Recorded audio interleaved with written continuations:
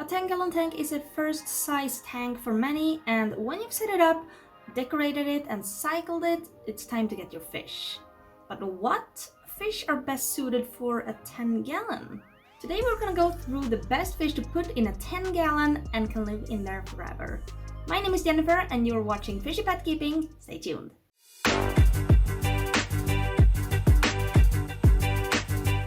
And also keep in mind that these are not the only fish you can put in a 10-gallon, obviously. This is just my list of what fish I think are best suited for a 10-gallon aquarium, especially for beginners. You can put so many more in there, but this is just what I think is best suited. And coming up at number 5, neon tetras. Neon tetras are one of the most beautiful smaller fish in my opinion. They're school of fish that need to be in a group of at least 6, but preferably more if you have more room. Some people say they can be in as small as a 5-gallon, but you need to keep in mind that they are schooling fish, and the more fish you keep in a 5-gallon, for example, the more maintenance you need to do. So it is true that you can put a school of neon tetras in a 5-gallon, but is it ideal? Nah. These tetras also like to swim around a lot, so if they're crammed in a 5-gallon, if you're unlucky, it can cause them a lot of stress too. Neon tetras come originally from South America, from the Amazon River, but the ones you see from the pet store or in the pet store, they are most likely captive bred. They do like softer water with a pH of around 6 to 7, but if you have like a pH of like 7.3, I wouldn't panic. The most important thing is to keep the parameters stable. If it fluctuates, if it fluctuates too much, it can cause them stress in this way too, and stress in turn also leads to disease. And when you first get your neons, they can be a little bit sensitive too because they have just moved. This is a stress in itself. This usually just lasts for like a couple of days. When they have settled in, they are usually very, very hardy. Some good tank mates, it's pretty much endless, as long as they're not too aggressive or too big so they can fit in their mouth. But in a 10-gallon, I don't think you will keep such big fish in that. Some good examples are chilrosporas, zebradanios, shrimp, snails. The list can go on forever. The tank should have hiding spots such as hardscape and plants, for example. Like live plants are perfect for this fish because they won't eat or tear up your plants. A ton of aquascapers use this fish as their centerpiece because they're just so peaceful. To the plants, to the fish if you have tank mates, to everything. They just mind their own business. It's amazing. And by the way, live plants are also very good for your water because they use some of the waste that your fish produce. Number 4, guppies. Guppies are super popular for a reason. The reason why I put them so low on the list is that in my experience they can be very sensitive to certain parameters, for example. I have very soft water coming out of my tap, for example. And before I knew they like harder water, they kept getting sick, got a curved spine, etc. But when I did some research and started to put some minerals in there that raises the alkalinity and the pH where I kept guppies, I noticed a huge change, both in their energy levels, behavior, and also hardiness. They can become I can't talk today. But yeah, they became much hardier. I noticed that when I hardened the water and raised the pH, they didn't get the curved spine. The curved spine, also known as scoliosis, it can't really be cured, but it can be prevented in some ways, I've noticed. So higher pH, hard water, if you have that in your tap water, then you're really good to go. For most people, the tap water has a pH of 7 and 8, or between 7 and 8. And the hardness in the tap water, or if you choose to put minerals in it, should be at least 6 DKH, or which is about 107 ppm. And if you don't plan on breeding these fish or simply don't want to fry, keep either only females or males. If you do want them to breed though, preferably have a little bit bigger tank and also keep 2 females per male at least. Guppies, they breed non-stop. So if you only keep a pair in there, then chances are the male is gonna harass her all the time. So to prevent that from happening, keep at least 2 females per male. For tag mates, keep them with fish that require similar parameters like other live bearers like platies, mollies, swordtails, etc. Snails and corridoras also work. Number 3, KÜHLI loaches. Okay, KÜHLI loaches are so freaking adorable.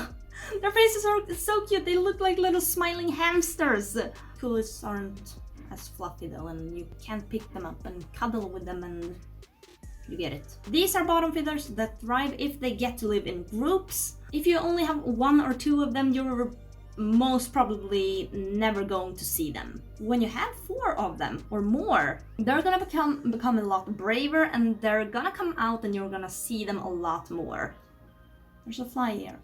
These are very peaceful fish, and they mind their own business, looking through the sand or gravel, looking for uneaten food. It's best to have sand in your tent, and very fine sand. That way it's easier for them to scavenge for food that has reached the bottom. If you have gravel, that food can easily slip through the rocks and reach the bottom, and that way they can't really get to it. Give them a lot of hiding spots, like for example driftwood and rocks, so they can feel safe. They love hiding inside the driftwood and literally burrowing themselves under the rocks.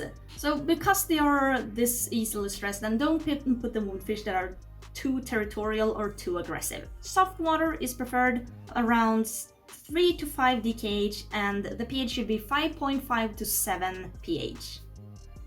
The pH should be that pH, yes.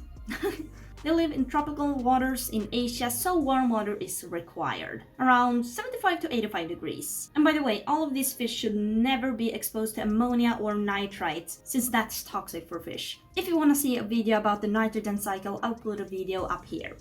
Number 2, white cloud minnows. This fish is so underrated in my opinion. They are hardy, don't require a heater, and they are so pretty! This is a type of cold water fish that you should have in water that's less than 72 degrees, so don't keep these with tropical fish. If you keep them warmer than that, then it could drastically shorten their lifespan. And white clouds, they can tolerate a wide variety of parameters. A pH of 6 to 8 is fine, which is what most people have out of their tap. I have, for example, around 6.7, 8? And hardness, that could be anywhere between 2 to 15 DKH. You just need to keep it stable. So it's one of the best beginner fish out there. If you're new to the hobby, I think it's really important to start this hobby off with a very hardy fish, because it can really take a toll on your motivation if your fish keep dying or getting sick. Keep this fish in a school of at least 6, and if you want to add any more species in there, no tropical fish, like I said, and no aggressive fish. A lot of people keep this with, for example, fancy goldfish. Not in a 10-gallon though, because fancy goldfish get big and they require at least 29 gallons to thrive. Personally though, I wouldn't put fancy goldfish in less than a 40-gallon. That's just me though. Just make sure the white cloud isn't too small if your goldfish is on the bigger side, since they can easily fit in their mouth if their size is too different. It's also super cool because many people keep these fish in like indoor ponds or ponds on their balcony. Number 1, betta fish. I love bettas. It's one of my absolute favorite freshwater fish in this hobby. And it's no wonder why they're so popular. They come in so many colors and varieties. However, these fish are also one of the most mistreated fish, unfortunately. Let me explain. Because they have an organ called the labyrinth organ that allows them to go up to the surface and breathe air. So many betta keepers don't purchase a filter, and on top of that, keep them in as small as a 1 gallon or less. Some even put them in vodka bottles and cups. Come on, that's just cruel. Now these don't require a 10-gallon to thrive. The recommended minimum size for a betta to thrive is a 5-gallon. You may have heard that they live in mud puddles in Asia, but this is a myth.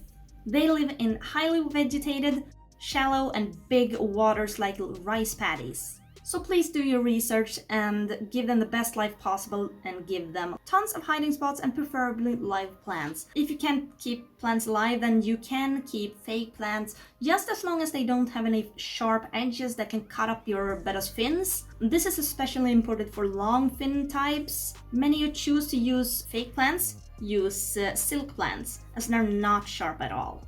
Also, a really cute accessory people buy for their bettas are, for example, like betta hammocks and betta logs, which is like these tiny floating logs, fake logs that floats.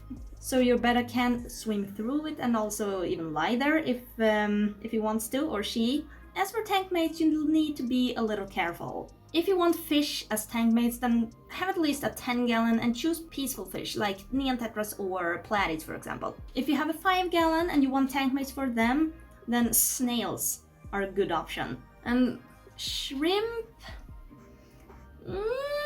I would be a little careful with them. Some bettas don't even bother shrimp. Well, my betta, Frank, would chomp them up immediately. The first tank I had Frank in started to leak, so I had to emergency move him and move him in together with my shrimp. And what did he do? The first thing he did? He started chasing my shrimp and eating them up.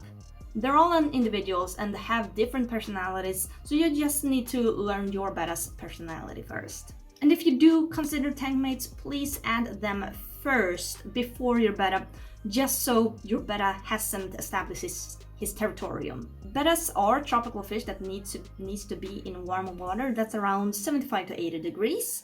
If they don't get this warmer water, they will get stressed, making them more susceptible to diseases. The most common diseases in bettas are fin rot and fungal infections, and the majority of times this is caused by either stress, dirty water, or a tank that's not properly cycled. So that was 5 of the best fish to put in a 10-gallon, and you don't ever have to upgrade the size if you don't want to.